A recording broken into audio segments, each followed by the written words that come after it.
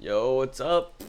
Here's the July 11th trade recap. So, let's get into it. So, the first trade I took was on the euro against the US dollar, and I took it because we tapped into the London high during London session and got a strong reaction out. So then I just put my stop above where we got the reaction, and I targeted London low, and I put my stop. I originally targeted like right there, but I saw that we started getting reversal, so I closed out like around here. So got a little bit of profit on that.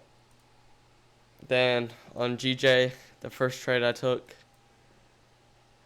it was right on here. We disrespected the low, tapped back into it, and got a reaction.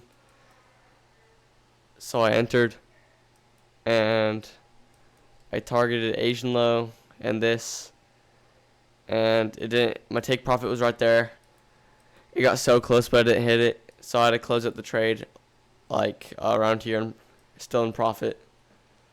But I should have just closed out manually right there, because we were technically tapped. We already tapped into it, but I didn't want to be like undisciplined. And then I took this trade right here. This was a good trade